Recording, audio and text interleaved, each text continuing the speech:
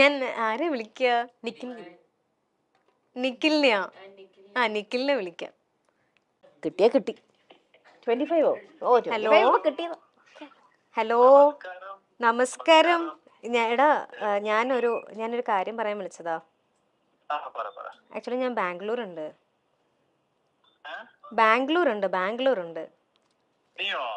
ആ ആണോ? അല്ല, എന്താന്നറിയോ ഞാൻ വിളിച്ചേ? ആക്ച്വലി ഞാൻ ബാംഗ്ലൂർ വന്നിട്ട് ഞാനൊരു ഷോപ്പിങ്ങിന് വേണ്ടി ഇറങ്ങിയതാ.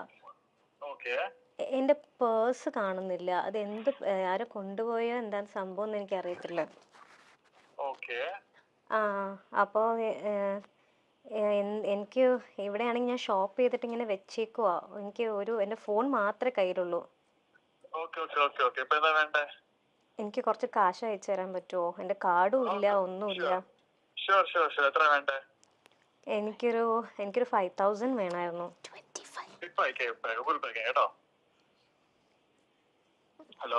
ഹലോ, എടാ പ്രാങ്ക് ആയിരുന്നു. നീ ഞാനൊരു ഇന്റർവ്യൂല് ആക്ച്വലി.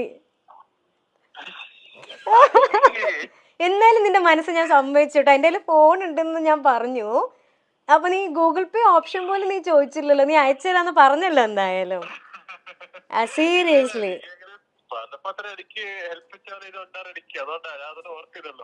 എന്താ എങ്ങനെയെങ്കിലും ഹെൽപ്പ് ചെയ്യണമെന്ന് മനസ്സിന്റെ മൈൻഡിലുണ്ടായിരുന്നു. നിന്നെ പറ്റിക്കാൻ ഭയങ്കര സുഖാണല്ലോ.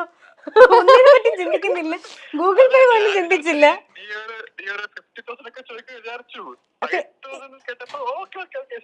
50,000 ആണെങ്കിൽ ഇട്ടായിരുന്നില്ലായിരുന്നു അല്ലേ? ഓഹോ, ആ ഒരു ഉറപ്പ് അവനുള്ളത് കൊണ്ടാണ്. അതെ, കൂടെ രമ്യ ചേച്ചിയാണ് ഇന്റർവ്യൂർ. ഒരു മിനിറ്റ് ഞാൻ കൊടുക്കാം. നീ ബിസി ആണോ? ഷൂട്ടിലാണോ? ഓക്കെ, അപ്പൊ 2 minutes.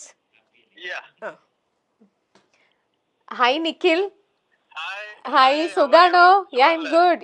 സുഖം. ഓക്കെ.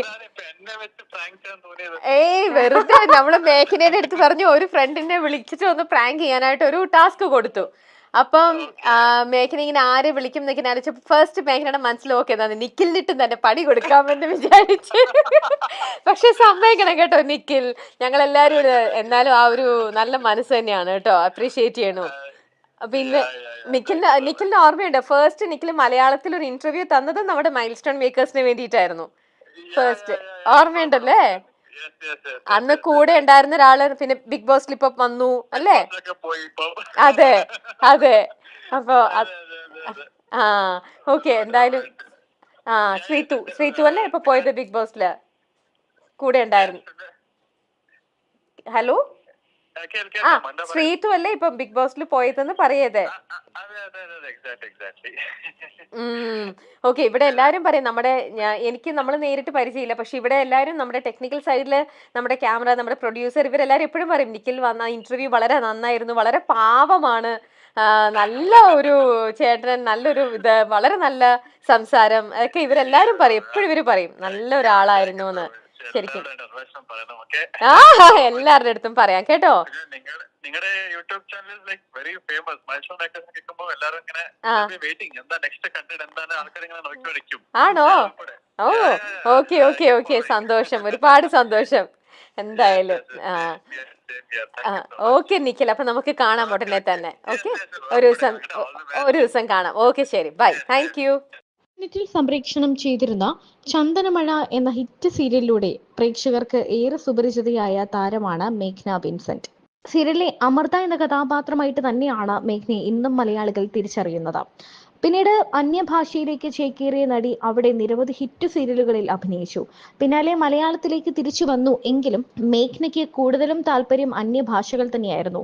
കാരണം ജീവിതത്തിലെ ഒരു വലിയ മോശം സമയത്തിന് ശേഷമാണ് താരം ഇതെല്ലാം താണ്ടി പിന്നെയും അഭിനയത്തിലേക്ക് മടങ്ങിയെത്തിയത്. മേഘ്ന വിൻസെന്റിന്റെ കാര്യം പറയുകയാണെങ്കിൽ, മേഘ്ന എന്നും ഒരു നിഷ്കളങ്കയായ ഒരു പാവം പെൺകുട്ടിയാണ്. മേഘ്നയുടെ ഇന്റർവ്യൂ ഒക്കെ കാണുമ്പോൾ നമുക്കറിയാം, ഇത്രയും നിഷ്കളങ്കയായ വളരെ ഹോംലി ആയ ഒരു പെൺകുട്ടിയാണ്. ജീവിതത്തിൽ ഇത്രയൊക്കെ വലിയ സംഭവങ്ങൾ ഉണ്ടാകുമെന്ന് പ്രതീക്ഷിക്കാത്തൊരു പെൺകുട്ടി.